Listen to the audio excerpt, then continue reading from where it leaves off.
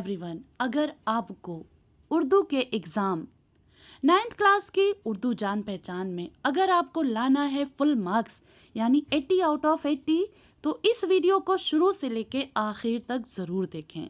मैंने वही क्वेश्चंस पुटअप्स किए हैं जो कि आपके एग्ज़ाम में 101% आने की उम्मीदें हैं। तो आप सभी पेन और कॉपी लेकर बैठ जाएं, शुरू से लेके आखिर तक हर चीज़ को ध्यान से सुने, लर्न करते रहें और इम्पॉर्टेंट पॉइंट्स को नोट करते रहें। चलिए शुरू करते हैं। All the best. Class 9th Urdu जान पहचान मिड टर्म एग्ज़ाम।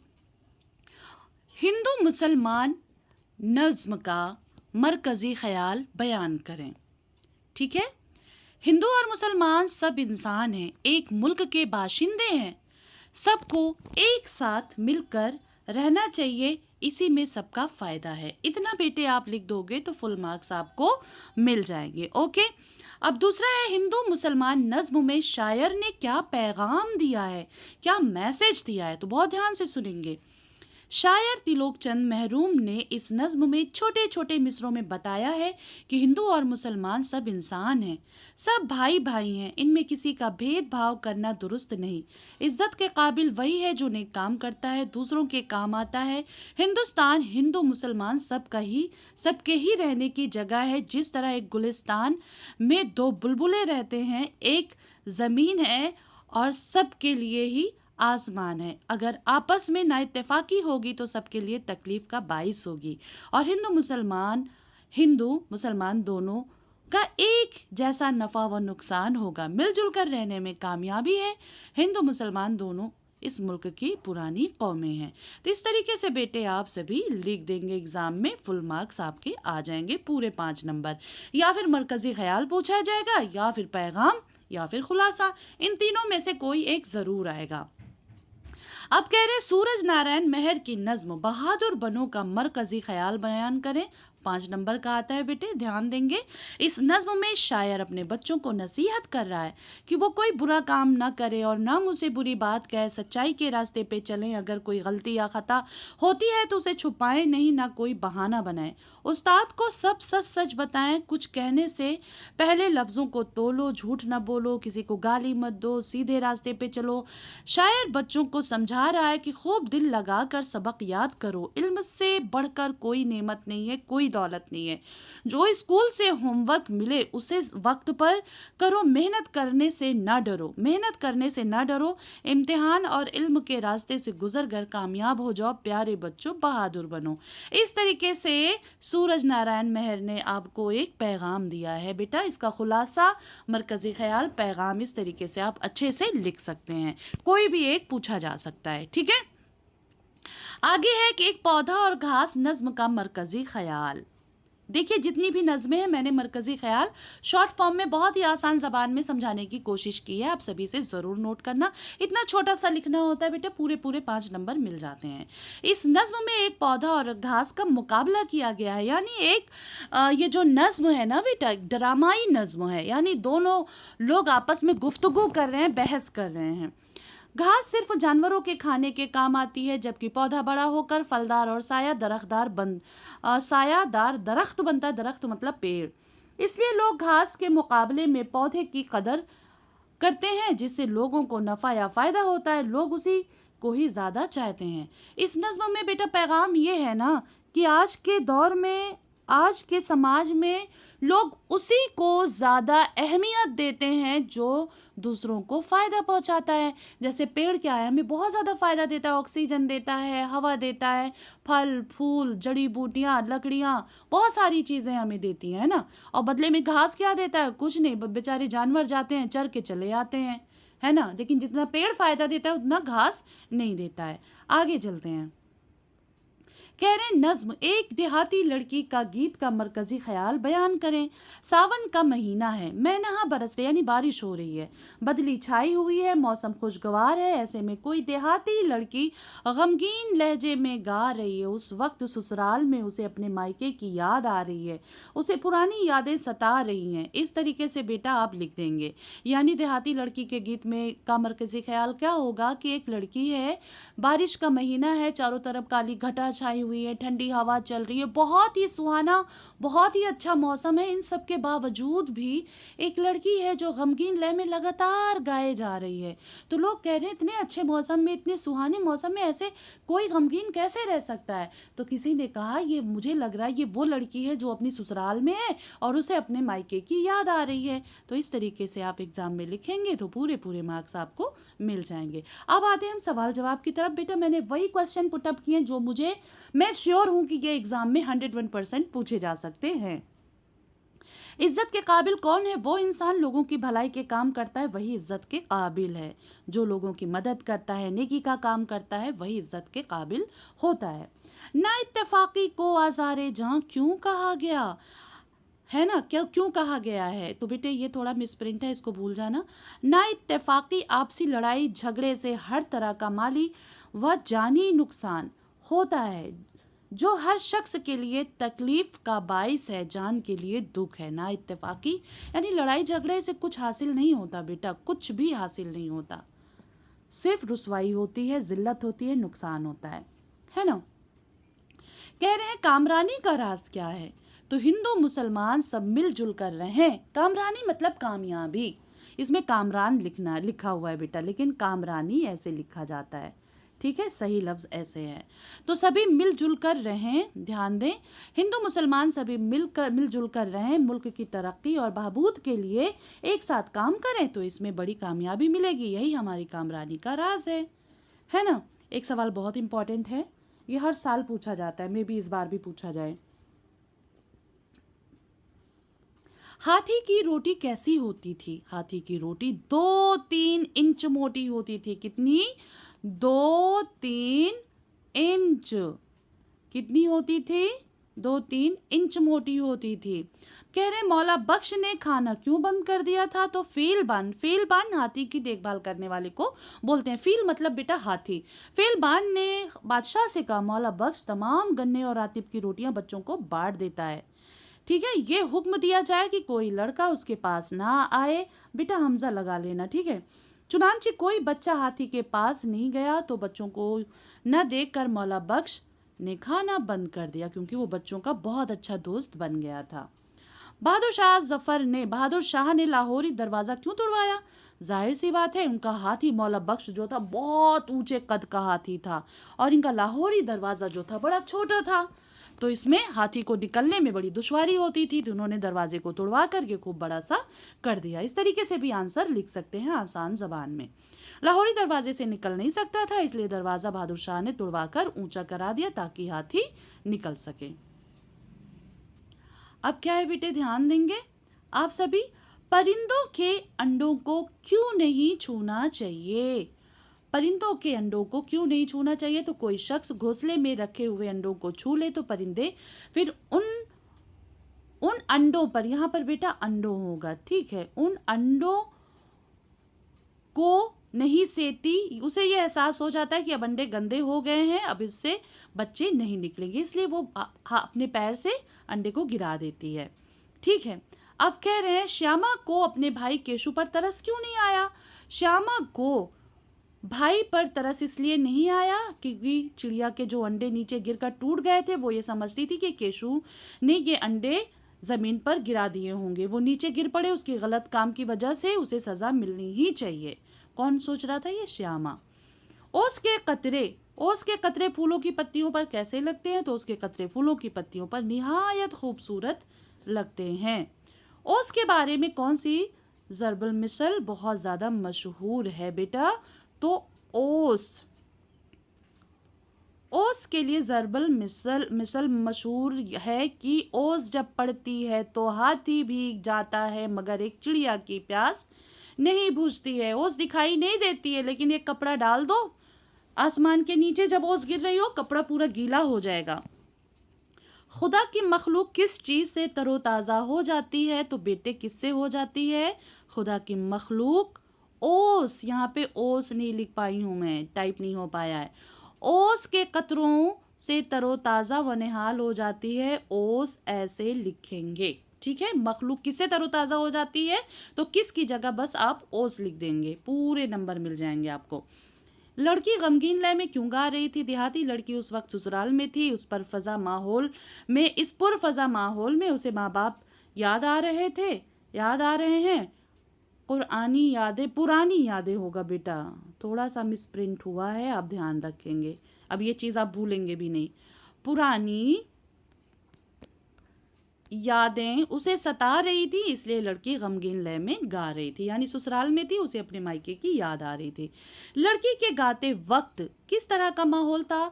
तो फ़ज़ा पर बदली छाई हुई थी, छमाछम मैनहा की बूंदें पड़ रही थी। ऐसा लगता था कि सावन की कोई परी कुछ गा रही है। हवा की सरसराहट से मालूम हो रहा था कि फितरत पुरानी जिंदगी दोहरा रही है, यानी गुजरा हुआ बहार का मौसम फिर से वापिस आ रहा है ना? अब कह रहे हैं कंगारू की गिज़ा क्या है? ये भी बहुत इंपॉर्टेंट है बच्चों। तो कंगारू की गिज़ा क्या है? ध्यान देंगे आप सभी।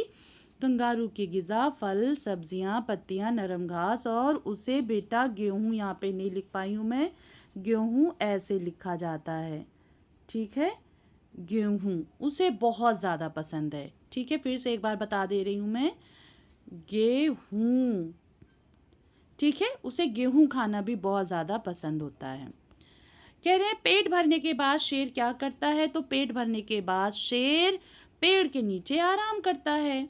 अब कह रहे हैं जानवरों को बीमारी से बचाने के लिए क्या किया जाता है? तो बेटे जानवरों को बीमारी से बचाने के लिए उनके पिंजड़ों, कटघरों को रोज़ाना साफ किया जाता है। सर्दी और गर्मी से बचाने का इंतज़ाम होता है। मुनासिब डिज़ाइन और दवाएं भी दी जाती हैं ताकि जानवर कोई बीमार ना पड़े।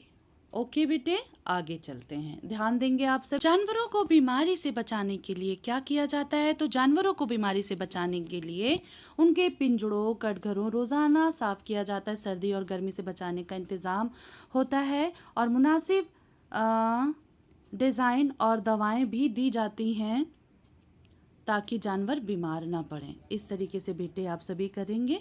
अब कह रहे हैं कंगारू अपने पेट पर बनी थैली से क्या काम लेते हैं? कंगारू इस थैली में अपने बच्चे को बिठाकर खूब तेज भाग सकता है। अब कह रहे हैं पांडा जो होता है उसको घने बालों से क्या फ़ायदा होता है? तो बेटा पांडा ठंडे मुल्क का रहने वाला जानवर होता है, उसके जिस्म पर घने बाल उसे सर्दी से बचाते हैं।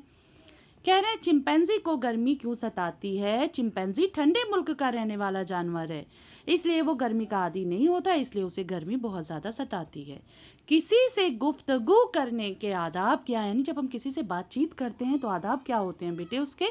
जब हम किसी से गुफ्तगू की जाए, जब भी किसी से गुफ्तगू की जाए तो पहले अच्छी तरह समझ लिया जाए कि क्या कहना है। हर शख्स के मर्तबे उम्र के मुताबिक सलीका से बात करनी चाहिए। कभी ज़बान पर गलत बात ना आए, मुंह से कोई गाली ना निकले, कभी गलत बयानी ना करे। यही गुफ्तगू करने के आदाब हैं बेटे। जब भी किसी से बात करो सबसे पहले उम्र देखो, उसका मर्तबा देखो, ओहदा देखो, और किसी से भी बात करो ज़रूरी नहीं आप चीख चिल्ला के बदतमीज़ी से बात करो, प्यार से अच्छे अल्फाज से बात करो, ठीक है? घोड़े ने घंटा किस तरह बजाया था? तो घोड़ा भूखा प्यासा था। जब उससे कमरे में दाखिल हुआ, यानी जहाँ पे घंटा लगा हुआ था तो घंटे की रस्सी उसके बदन से टकराई। वो भूखा था और उसे पता है कमज़ोरी की वजह से आंखें भी उसकी कमज़ोर हो गई थी, तो उसे दिखाई नहीं दे रहा था। वो रस्सी को समझा कि कुछ खाने की चीज़ है, उसे चबाने लगता है। रस्सी जो ज़रा खींची तो घंटा बजने लगा। इस तरीके से उसने घंटा बजाया था। सारे लोग निकल आए थे और पूछ रहे थे कि क्या, किसका जानवर है ये, किसका है? ऊंचे मकान में घंटा बेटा अलिफ नहीं लगेगा, ठीक है? घंटा में ऐसे लिखा जाता है, ठीक है? ध्यान रखना, घंटा ये ऊंचे मकान में घंटा इसलिए लटकाया गया था कि अगर किसी शख्स पर कोई जुल्म करे, माल दबाए या हक मारे तो उस घंटे की रस्सी को पकड़कर खींचे ताकि घंटे की आवाज़ सुनकर लोग जमा हों और बीच आकर फैसला करें। जंगली जानवरों से दूर रहना क्यों बेहतर है? जंगली जानवरों से इसलिए दूर रहना ज़रूरी है क्योंकि हम उनके तौर तरीक़ों से वाकिफ़ नहीं होते। कभी हमसे कोई ऐसी बात सरजद हो जाए कि जानवर हम पर हमला कर बैठे, इसलिए हमें जंगली जानवरों से दूरी बना कर रखना चाहिए। बेटा हम उनके नेचर को नहीं जानते, वो खूंखार जानवर होते हैं, कभी भी हमारे ऊपर अटैक कर सकते हैं। शेर किस तरह के जंगलों में रहता है? शेर ऐसे जंगलों में रहता है जहाँ खूब झाड़ियाँ, पेड़ पौधे और शिकार के लिए छोटे मोटे जानवर मिल जाते हैं। कह रहे हैं जंगल में पाए जाने वाले मशहूर दरख्तों के नाम। जंगल में कौन कौन से पेड़ पाए जाते हैं बेटा? चीड़, देवदार, साल, सागौन, ढाक जैसे मशहूर दरख्त यानी पेड़ पाए जाते हैं। बेटे उम्मीद करती हूँ कि आप सभी को सारी चीज़ें बहुत अच्छे से समझ में आ रही होंगी। कमेंट करके ज़रूर बताना कौन सा क्वेश्चन पूछा गया, कौन सा नहीं। आराम से अच्छे से कमेंट करना। कोई भी चीज़ अगर समझ में नहीं आती है तो आप पूछ सकते हैं, मैं रिप्लाई ज़रूर करूँगी। जंगल की ज़मीन किस तरह ज़रखेज़ होती है, किस तरह उपजाऊ बनती है, कैसे फर्टाइल बनती है जंगल? चिड़िया जंगल में बीजों को बिखेरती हैं और उनकी बीट की वजह से जंगल ज़रखेज़ होते हैं। अगर जंगल ज़्यादा घने हो जाएं तो उन्हें क्या नुकसान होगा? अगर जंगल ज़्यादा घने हो जाएंगे तो उनमें रोशनी, हवा, पानी की कमी हो जाएगी और पेड़ पौधे सारे मुरझा के मर जाएंगे। बांसुरी बांसुरी वाले ने चूहों को भगाने के लिए कौन सी शर्त रखी? बांसुरी वाला ऐसे लिखा जाएगा बेटा, ठीक है। बांसुरी वाले ने कहा कि जो चूहे भगाने के लिए सिर्फ 1000 गिल्डर लेगा, न कम न ज्यादा। मतलब चूहे भगाने वाले ने मेयर से बोला कि मुझे 1000 गिल्डर दोगे तो मैं शहर के सारे चूहों को भगा दूंगा। ठीक है, इस तरीके से भी आप लिख सकते हैं। पौधे पर इनायत की नजर होने से क्या मुराद है? पौधे को घास की तरह जड़ से उखाड़ कर नहीं फेंका जाता। पौधे को घास की तरह, पौधा यानी पेड़ को उखाड़ा नहीं जाता, बल्कि उसे परवान चढ़ने दिया जाता है ताकि वो तनावर दरख्त बन जाए, लोग उसके साया में बैठें और उसके फल खाएं। क्यों हम पेड़ की इतनी आम हो, अमरूद हो, उसकी बड़ी देखभाल करते हैं? क्योंकि हमें पता है बड़ा होके हमें फल देगा, लकड़ी देगा, हवा देगा, है ना। अब कह रहे हैं दुनिया में इज्जत का सेहरा किसके सर बनता है? बहुत इंपॉर्टेंट है, ये बहुत पूछा जाता है। दुनिया में जिस चीज़ से लोगों को फ़ायदा नफ़ा हासिल होता है उसी के सर इज्जत का सेहरा बनता है। तो बेटे इतना सिंपल सी लैंग्वेज में आप लिख सकते हैं कि इस दुनिया में इज्जत का सेहरा उसी के सर बनता है जो लोगों को फ़ायदा पहुंचाता है, ना कि नुकसान। फ़ायदा पहुंचाने वाले लोगों को लोग ज़्यादा अहमियत देते हैं। ठीक है। पौधे ने घास की शिकायत को बेजा क्यों कहा? पौधे ने घास से कहा कि तुम्हारी शिकायत मुनासिब नहीं, मुझ में और तुम में कोई फर्क नहीं है। लोग साया और मेवा की वजह से मुझे अजीज रखते हैं। कौन कह रहा है? पेड़ कह रहा है। किससे? पौधे से कह रहा है, अरे सॉरी, घास से कह रहा है कि तुम्हें नहीं पता है कि तुम बेशक तुम कह रहे हो हवा, पानी, धूप तुम्हें भी चाहिए, मुझे भी चाहिए, लेकिन क्या तुम्हें पता है नहीं कि इस दुनिया वालों को क्या चाहिए? सिर्फ मेवा चाहिए, फल चाहिए, सेवा चाहिए, है ना। मैं ये सब देता हूँ तो इसलिए लोग मुझे अजीज रखते हैं। अगर मैं भी तुम्हारी तरह कुछ नहीं देता तो मुझे भी कोई नहीं मानता। पौधे ने दरअसल ये इशारा किया कि अगर घास के साया में लोग बैठ सकते हैं तो उसमें फल लगते हैं तो लोग उसे भी अजीज रखते। किसको? घास को। अब कह रहे डोनान को कौन सा इनाम दिया गया था? तो बेटा नोबेल प्राइज दिया गया था। डोनान, हेनरी डोनान, आपका रेड क्रॉस सोसाइटी चैप्टर है ना, उसका ये इंपॉर्टेंट चैप्टर है कि हेनरी डोनान को कौन सा इनाम दिया गया था? तो नोबेल प्राइज दिया गया था, जो कि एक इंटरनेशनल अवार्ड है। ठीक है। रेड क्रॉस सोसाइटी के मकासद क्या हैं बेटे? रेड क्रॉस सोसाइटी दुनिया के हर मुल्क में कायम है। इसका मकसद इंसानियत की खिदमत करना है। कहीं सैलाब आए, कुदरती आफात, इंसानी ज़िंदगी का नुकसान हो जाए या कत्ल खून के वाक़यात हो, हर जगह रेड क्रॉस सोसाइटी की शाखें इंसानी खिदमत के आला तरीन नमूने पेश करती है। कौन? Red cross society. हिंदू मुसलमान नज्म के शायर का नाम क्या है? ये लास्ट में 3 से 4 क्वेश्चन पूछे जाएंगे। तो तिलोक चंद महरूम। अच्छा बेटे, मैंने इसमें खाली जगह नहीं रखा, यानी फिल इन द ब्लैंक्स जो होते हैं वो मैंने इसमें नहीं रखा है। इसको ज़रूर से ज़रूर आप सभी अपनी बुक खोल के बैठिएगा, पेंसिल से उसे सॉल्व कर लीजिएगा, मे भी पूछ लें। ठीक है। और इंडेक्स खोलिएगा जहां पे चैप्टर के नाम और सामने राइटर और जो शायर है, मुसन्निफ है, उनके नाम होते हैं। उस चीज़ को ज़रूर याद कर लेना, अच्छे से पढ़ लेना कि कौन सा चैप्टर, कौन सा सबक किसने लिखा, कौन सी नज्म किसने लिखी। इस तरीके के सवालात 3 से 4 नंबर के पूछे जाते हैं। एक पेज पे सब कुछ समराइज करके दिया हुआ है इंडेक्स में, उसे आप पढ़ लेना। ठीक है। और खाली जगह ज़रूर पढ़ लेना आप सभी। और है सूरज नारायण मेहर की कौन सी नज्म आपके निसाब में शामिल है? निसाब बोलते हैं बेटा सिलेबस को। तो बहादुर बनो है। सूरज नारायण मेहर ने कौन सी नज्म लिखी? बहादुर बनो। अरे प्यारे बच्चों, बहादुर बनो तुम। एहसान का बदला एहसान जो सबक है, उसके मुसन्निफ कौन है? मुसन्निफ बोलते हैं बेटा राइटर को, लेखक को। तो doctor Zakir Hussain. Sorry, doctor Zakir Hussain है। एक पौधा और घास नज्म के शायर का नाम क्या है? इस्माइल मेरठी। नज्म एक देहाती लड़की का गीत किस शायर ने लिखा? तो अख्तर शेरानी ने लिखा। किसने लिखा एक देहाती लड़की का गीत? तो अख्तर शेरानी। सबक बहादुर शाह का हाथी के मुसन्निफ राइटर का नाम क्या है? मीर बाकर अली दहलवी। मीर बाकर अली दहलवी। अब क्या आएगा बेटा? लफ्जों से जुमले बनाने को भी आएंगे और आपके मुहावरों से भी जुमले बनाने को आएंगे, तो बिल्कुल भी परेशान नहीं होना है, बहुत आसान आम फहम लैंग्वेज में, जबान में आप बना देना। अब जैसे आब पाशी, आब मतलब होता है बेटा पानी, और पाशी मतलब सिंचाई। पानी सिंचाई हम किससे करते हैं? पानी से करते हैं, तो आब पाशी। जमीन को जरखेज बनाने के लिए आब पाशी की जाती है, या किसान अपने खेत पर आब पाशी कर रहा है। मुअल्लिम, मुअल्लिम बोलते हैं बेटा उस्ताद को, टीचर को, शिक्षक को। मेरे वालिद साहब एक अच्छे मुअल्लिम हैं। बेशतर, बेशतर मतलब ज़्यादातर, बेशतर मतलब ज़्यादातर। बेशतर तलबा इम्तिहान में फर्स्ट डिवीज़न लाना चाहते हैं। जाहिर सी बात है भाई, हर बच्चा चाहता है, और वो भी बच्चे चाहते हैं जो नहीं भी पढ़ते हैं और चाहते हैं कि एग्ज़ाम में बैठूं तो पूरे नंबर आ जाएं। लेकिन बेटा इतना समझ लो, अल्लाह की कुदरत है कि आप अगर ईमानदारी से मेहनत करोगे, ईमानदारी से मेहनत करोगे, तो यकीन मानो आपको कभी कोई पीछे छोड़ नहीं सकता। ईमानदारी से मेहनत करो, देखो कामयाबी आपके कदम चूमेगी। अगर आप ये सोचो नहीं पढ़ूँ और एग्ज़ाम में इधर उधर से पूछ के लिख लूँ ना, तो उसमें आपका कुछ हो जाए, तो बेटा मैं लिख के दे दूं कि कभी कुछ नहीं हो सकता, फिर आप कभी सक्सेस हो ही नहीं सकते। आप इसी तरीके के काम में रहेंगे। नहीं, आपको एक अच्छा इंसान बनना है, आप स्टूडेंट हो, आप अच्छे बच्चे हो, आप कोशिश करोगे तो कभी हारोगे नहीं। कोशिश करने वालों की कभी हार नहीं होती है। ईमानदारी से मेहनत करो, सक्सेसफुली आपके कदम चूमेगी बेटा। अब कह रहे हैं तरकीब, तरकीब मतलब आइडिया। हर मसले से निपटने के लिए कोई ना कोई तरकीब होती है। वादा, जो वादा करो हमेशा पूरा करो, वादा करो तो पक्का पूरा करो, नहीं तो मत करो। कहते नहीं, वादा खिलाफी नहीं करना चाहिए। फरियादी, हर फरियादी की बात सुनना और उसकी परेशानी दूर करना इंसानियत है। फरियादी उसे बोलते हैं जो किसी परेशानी में हो, कोई दुख मुसीबत में हो, और आप अपनी बात आपके सामने रख रहा हो और वो चाह रहा हो कि मेरी मुश्किल हल करो आप। मखलूक, इंसान, हैवान, चरिंद परिंद, ज़मीन आसमान, सब अल्लाह की क्या हैं? मखलूक हैं। यकायक, यकायक मतलब बेटा अचानक। यकायक कोई धमाका हो तो लोग सहम जाते हैं। अगर कोई अचानक से धमाका होता है तो डर जाते हैं।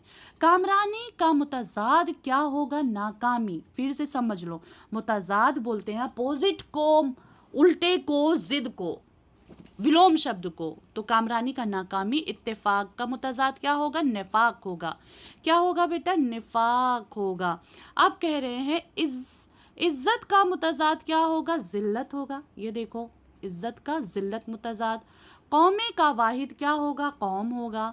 ठीक है बेटे, देखो ये मैंने एक ही ऑप्शन रखा है, वो भी राइट वाला आंसर रखा है, लेकिन आपके एग्जाम में 4 ऑप्शन होंगे, 3 गलत होंगे, 3 रॉन्ग होंगे। आपको उनको क्रॉस करके राइट वाले आंसर को पिक करना है। कौम में, कौमे का वाहिद क्या होगा? तो कौम होगा। बुलबुल की जमा क्या होगी? जमा मतलब बहुवचन, वाहिद मतलब एक वचन। समझे? जमा मतलब बहुवचन और वाहिद मतलब एक वचन। सिंगुलर प्यूलर होता है ना, प्यूलर जमा को बोलते हैं। बुलबुल की जमा क्या होगी भैया? बुलबुलें होंगी। गाफिल का मुतजाद क्या होगा? होशियार, होशियार। सरबुलंद, सरनगू, सरबुलंद सरनगू क्या है? मुतजाद है। इस्म की जगह इस्तेमाल होने वाले लफ्ज को डैश डैश कहते हैं। क्या? 4 ऑप्शन होगा उसमें। इस्म होगा, सिफत होगा, फेल होगा, ज़मीर होगा। तो क्या होगा बेटा? इस्म की जगह इस्तेमाल होने वाले लफ्ज़ को हम क्या बोलते हैं? ज़मीर बोलते हैं। हामिद एक अच्छा लड़का है, वो अपने वालिदैन का कहना मानता है। हामिद क्या है? इस्म है। वो क्या है? ज़मीर है, क्योंकि हामिद इस्म है, इस्म की जगह क्या इस्तेमाल हुआ? वो। तो इसका आंसर होगा ज़मीर। ये, वो, उसने, हमारे, तुम्हारे, हमने, तुमने, ये सारे लफ्ज़ क्या हैं बेटे? ज़मीर हैं, सर्वनाम है, प्रोनाउन है। ओके। टस से मस ना होना मुहावरे का क्या मतलब होगा? कि किसी बात पर अड़ जाना। जिद्दी बच्चे होते नहीं, कहते अब अक्सर करके मम्मियाँ बोलती हैं, अरे ये मेरी बच्ची बड़ी जिद्दी है, किसी चीज़ पे अड़ जाती है तो हटती नहीं है, यानी टस से मस नहीं होती है ना। परिंदे का वाहिद क्या होगा? परिंदा होगा। परिंदे यानी बहुत सारे, परिंदा मतलब एक।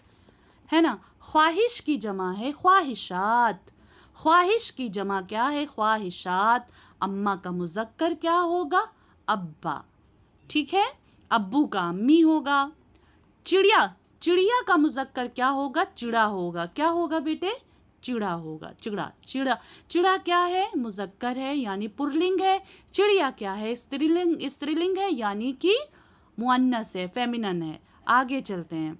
जज्बा का जमा बताएं। जज्बात होगा बेटा, जज्बा की जमा क्या है जज्बात। सूरज का मुतरादिफ, मुतरादिफ पर्यायवाची शब्द भी पूछे जाएंगे। मुतरादिफ क्या हो पूछ रहे हैं सूरज का, तो इसका शम्स होगा। महताब होता तो चांद होता, ठीक है। बीमार का मुतजाद क्या होगा बीमार का मुतजाद होगा तंदुरुस्त। मुतजाद फिर से अपोजिट विलोम। गैर मुनासिब का मुतजाद क्या होगा, सॉरी गैर मुनासिब का मुतजाद क्या होगा, तो मुनासिब होगा बेटे मुनासिब। अहकाम का वाहिद क्या होगा हुक्म होगा। क्या होगा हुक्म। जुल्म का मुतजाद क्या होगा इनायत। जुल्म का मुतजाद क्या होगा बेटा इनायत। क्या होगा इनायत। जुल्म का इंसाफ भी कर सकते हैं, इनायत भी लिख सकते हैं आप। कसरत का मुतजाद क्या होगा। कसरत मतलब बेटा होता है ज़्यादा और किल्लत मतलब होता है कम। आप कहते नहीं अरे मेरे घर में पानी की बड़ी किल्लत चल रही है, बहुत कम मोटर पानी उठा रहा है, बड़ी किल्लत है। किल्लत मतलब कमी और कसरत मतलब ज़्यादा, बहुत सारी। आपके पास पानी बहुत सारा तो आप बोलोगे मेरे पास पानी कसरत से है। एक कसरत ये वाला होता है तो ये वर्जिश वाला होगा, और एक कसरत से वाला होता है बेटा तो ये ज़्यादा वाला होगा, ठीक है। मुख्तलिफ, मुख्तलिफ का मुतजाद होगा मवाफिक। ख़त की जमा होगी खतूत, ख़त की जमा खतूत। नतीजा की जमा क्या होगी नताइज। क्या होगी बेटा नतीजा की जमा क्या होगी नताइज। आगे चलते हैं। बेशरम बेहया, बेशरम बेहया बेअदब में बे क्या है साबिका है कि लाहिका। मैंने शुरू में आपको बताया था कि जब किसी भी अल्फाज के शुरू में हम कोई नया मुरक्कब या नया लफ्ज़ जोड़ देते हैं ना बेटे, तो वो हमारा क्या बन जाता है साबिका। साबिका सा सा सबसे पहले जो लगे, ठीक है। तो इसका आंसर होगा ये। अब कह रहे हैं अक्लमंद, हुनरमंद, सेहतमंद में मंद क्या है मंद क्या है तो लाहिका है। किसी भी लफ्ज़ के आखिर में जब हम कोई नया लफ्ज़ जोड़ देते हैं तो वो क्या होता है बेटा लाहिका। जैसे ईदगाह है ना, ईदगाह हो गया, इबादत गाह हो गया, गाह लग रहा है लास्ट में तो ये क्या है लाहिका है। अब ध्यान देंगे बेटे आप सभी फिर से। किसी एक चीज़ को दूसरी चीज़ के मानिंद बताना डैश डैश कहलाता है क्या तशबीह कहलाता है। या फिर पूछ लेंगे आपसे एग्ज़ाम में कि तशबीह से आप क्या समझते हैं, मिसाल देकर समझाएं। किसी एक चीज़ को, इसे नोट ज़रूर कर लीजिएगा बेटा, ये पूछा जाएगा आपके सिलेबस में है। किसी एक चीज़ को दूसरी चीज़ के मानिंद बताना, उसके जैसा बताना क्या कहलाता है तशबीह। जैसे चौक क्या होती है दूध जैसी सफ़ेद, है ना, तो ये तशबीह होगा यहाँ पे। अब मैंने एक शेर भी दे दिया है बेटा इसका। नाजुकी उसके लब की क्या कहिए, पंखुड़ी एक गुलाब की सी है। शेर में कौन सी सनत है तो बेटे तशबीह है। क्या है तशबीह है।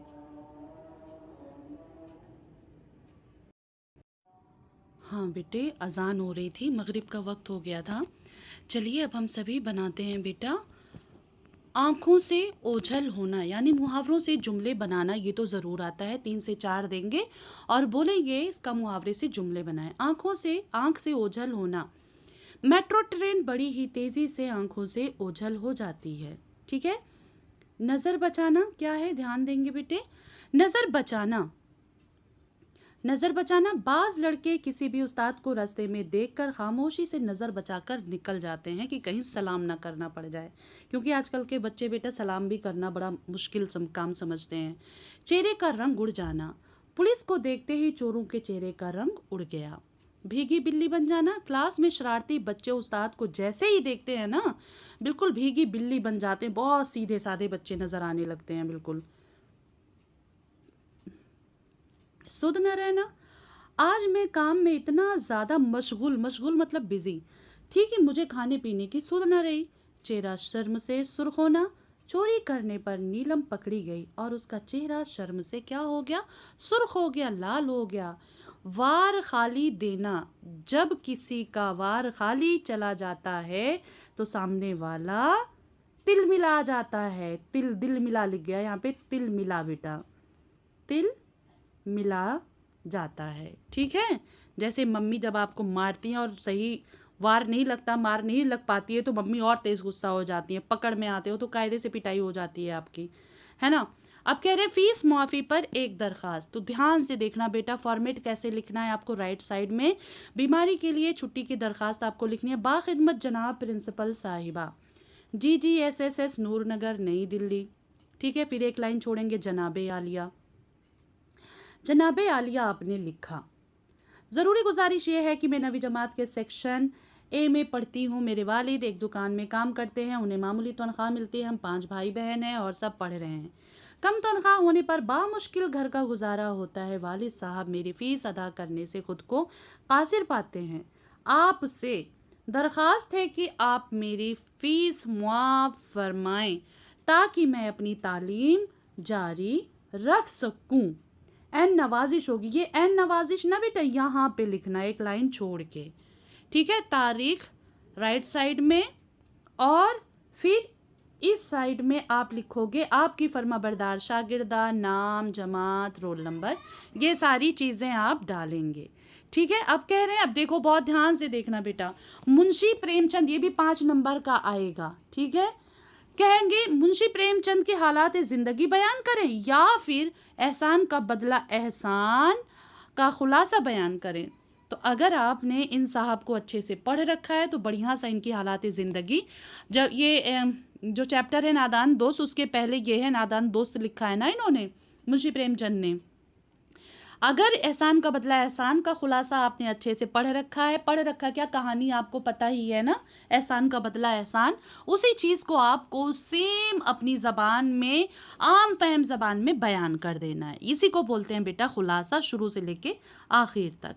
ठीक है, अब दूसरा है, कह रहे हैं अख्तर शेरानी की हालात ज़िंदगी बयान करें या फिर हिंदू मुसलमान नज़्म का खुलासा बयान करें या फिर मरकज़ी ख्याल बयान करें या फिर क्या पैगाम दिया है। इस तरीके से इन दोनों में से आपको कोई एक करना है, चाहे ये करो चाहे ये करो। तो मेरा मानना है बेटा अगर चैप्टर का कॉन्सेप्ट अच्छे से क्लियर है तो खुलासा कर दो, मरकज़ी ख्याल कर दो, ईजी हो जाएगा। यहाँ पे क्या चीज़ होती है ना, अगर आप गलत लिखोगे तो पूरे नंबर आपके कट जाते हैं। लेकिन हिंदू मुसलमान नज़्म आपने अच्छे से पढ़ा है तो आपको पता है कि इसमें क्या बात है, कुछ तो लिखेंगे आप, है ना।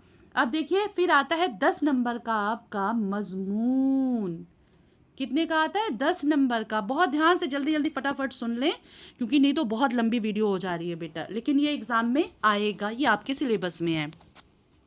मेरे वालिदैन यानी मेरे पेरेंट्स, मेरे वालिदैन मेरी ज़िंदगी की सबसे बड़ी नेमत हैं। अल्लाह ताला ने हर इंसान को वालिदैन की सूरत में ऐसी मोहब्बत दी है जिसकी कोई कीमत नहीं। वालिदैन वो हस्तियां हैं जो अपनी औलाद के लिए दिन रात मेहनत करते हैं, उनकी खुशी के लिए अपनी खुशियां कुर्बान करते हैं। बेशक बेटा माँ बाप अपने बच्चों से बेइंतहा मोहब्बत करते हैं। मेरे वालिद बहुत मेहनती और दयानतदार इंसान है, वो हमेशा हमें सच बोलने, मेहनत करने और दूसरों की मदद करने की नसीहत करते हैं। वो हमारे लिए सुबह से शाम तक काम करते हैं ताकि हमें किसी चीज़ की कमी महसूस ना हो। आप देखते होंगे बेटा आपके वालिद साहब सुबह काम पे जाते होंगे, शाम में लौटते होंगे, मम्मी तुम्हारे पूरा घर संभालती होंगी, है ना। तो बेटा वालिदैन सिर्फ़ और सिर्फ अपने बच्चों के लिए जीते हैं, तो उन्हें कभी आप मायूस मत करना। खूब मन लगा के पढ़ो लिखो, अपने पैर पे खड़े हो ताकि अपने वालिदैन का सहारा बने आप सभी। मैं उनमें से नज़्म व ज़ब्त और ईमानदारी सीखता हूँ, यानी मैं उनसे क्या सीखता हूँ वो बताया उन्होंने। मेरी वालिदा बहुत प्यारी और ख्याल रखने वाली हैं। वो घर के सारे काम मोहब्बत से करती हैं। जब मैं बीमार होती हूँ या होता हूँ तो वो सारी रात जाग कर मेरा ख्याल रखती हैं। वो हमेशा हमें नमाज़ पढ़ने, बड़ों की इज़्ज़त करने, अच्छे अखलाक अपनाने की हिदायत देती है। बेटा कोई भी वालिदैन अपने बच्चों को कभी कुछ गलत सिखा ही नहीं सकता। गुस्से में हो वो बात अलग है, लेकिन कभी भी नहीं चाहेंगे कि आप किसी गलत राह पे जाएं। वालिदैन की खिदमत करना हर बच्चे का फ़र्ज़ है। वो बच्चे अपने वालिदैन की कदर करते हैं और जो बच्चे अपने वालिदैन की कदर करते हैं वो दुनिया व आखिरत दोनों में कामयाब होते हैं। वालिदैन के बगैर ज़िंदगी अधूरी सी लगती है। उन बच्चों से पूछे बेटा जिनके माँ बाप में से कोई नहीं है। मैं रोज़ दुआ करती हूँ या करता हूँ कि अल्लाह ताला मेरे वालिदैन को सेहत, खुशी, लंबी ज़िंदगी अता फ़रमा। मैं हमेशा उनकी इज़्ज़त और ख़िदमत करने की कोशिश करूँगा क्योंकि वालिदैन की दुआएँ ही मेरी कामयाबी की कुंजी है। इस तरीके से बेटे लिख देना। ये लगभग 250 वर्ड्स में है और एग्ज़ाम में इतने में ही पूछा जाता है। अच्छा, अब एक और आ सकता है, क्योंकि ये रिसेंटली अभी आपने 15 अगस्त मनाया है ना, तो इस पे यौम आज़ादी पे ज़रूर से ज़रूर आ सकता है। फटाफट सुन लें इसको भी आप सभी। यौम आज़ादी हर मुल्क के लिए अहम और यादगार दिन होता है। हिंदुस्तान में हर साल 15 अगस्त बड़े जोश व खरोश से मनाया जाता है। इस दिन हमें अपने उन मुजाहिदीन आज़ादी की कुर्बानियाँ याद आती हैं, यानी जंग आज़ादी में जो बहुत से फ़ौजी लोग अपने खून कुर्बानी दिए थे, अपने आप को हलाक किए थे बेटा सिर्फ वतन की आज़ादी के लिए, तो उनकी कुर्बानियाँ याद की जाती हैं, जिन्होंने मुल्क को अंग्रेज़ों की ग़ुलामी से आज़ाद कराने के लिए अपनी जानें कुर्बान कर दी थी। और अपनी जान कुर्बान करना आसान बात नहीं होती है। बहुत बड़े लोग, बहुत मोतबर लोग होते हैं बेटा। बरतानवी हुकूमत ने यानी अंग्रेज़ी हुकूमत ने हिंदुस्तान पर तकरीबन 200 साल तक की हुकूमत की थी। इस दौरान लोगों के साथ जुल्म व नाइंसाफ़ी हुई। आज़ादी की जद्दोजहद में बहुत से रहनुमा आगे आए, जिनमें से महात्मा गांधी, पंडित जवाहरलाल नेहरू, भगत सिंह, चंद्रशेखर आज़ाद, सरदार वल्लभ पटेल और दीगर शामिल हैं। उन सब की मेहनत, कुर्बानी और इत्तेहाद की बदौलत आखिरकार 15 अगस्त 1947 को हमारा प्यारा मुल्क अंग्रेज़ों के चंगुल से आज़ाद हो गया। सारी बात पता है आपको, हिंदी में भी इंग्लिश में भी, लेकिन बस ये मैं बता रही हूँ कि आज उर्दू ज़बान में ऐसे लिखेंगे। हर साल ये दिन ये पूरे मुल्क में मिली जज्बे के साथ मनाया जाता है। हर दिन ये पूरे मुल्क में मिली जज्बे के साथ मनाया जाता है। सुबह के वक्त लाल किला पर वज़ीर आज़म कौमी परचम लहराते हैं, कौम के नाम खिताब करते हैं। स्कूलों, कॉलेजों, दफातर में तिरंगा लहराया जाता है। बच्चे जो है नगमे गाते हैं, यानी वतन परस्ती वाले नगमे गाते हैं और मुहब्बे वतन वाले नगमे गाते हैं। तकरीरें करते हैं यानी स्पीच देते हैं और वतन से मोहब्बत का इजहार करते हैं। इस तरीके से हम आसानी से लिखेंगे। यौम आज़ादी हमें ये सबक देता है कि आज़ादी बड़ी कुर्बानियों से हासिल होती है, इसलिए हमें अपने मुल्क की हिफाजत, तरक्की और इत्तेहाद के लिए हमेशा कोशां रहना चाहिए। हमें अपने मुल्क को साफ, खुशहाल, मजबूत बनाने का आज़्म करना चाहिए, ताकि आने वाली नस्लें भी फ़ख्र से कहें, सारे जहां से अच्छा हिंदोस्तां हमारा, हम बुलबुलें हैं इसकी, ये गुलसितां हमारा। तो प्यारे बच्चों, उम्मीद करती हूँ कि आपने शुरू से लेकर आखिर तक ये वीडियो देखी, और मैं दावे के साथ कहती हूँ इससे बाहर आपका कुछ नहीं आएगा। मैंने कई साल के पेपर को रख के ये पेपर मैंने तैयार किया है। पेपर नहीं, प्रैक्टिस पेपर बोल लो या जो भी बोल दो, जो भी इम्पॉर्टेंट पॉइंट्स हैं मैंने सारे पुटअप कर रखे हैं, ताकि ये आपके एग्ज़ाम में आए और अच्छे से अच्छे आप अपने पेपर को दें। ठीक है, और बेटे कमेंट ज़रूर करिएगा कि आपको ये वीडियो कैसी लगी, या फिर आपका एग्ज़ाम कैसा गया। अपने एग्ज़ाम के बारे में, अपने मार्क्स के बारे में ज़रूर से ज़रूर बताइएगा। थैंक यू बच्चों, ऑल द बेस्ट। खूब तरक्की करें, खूब आगे बढ़ें।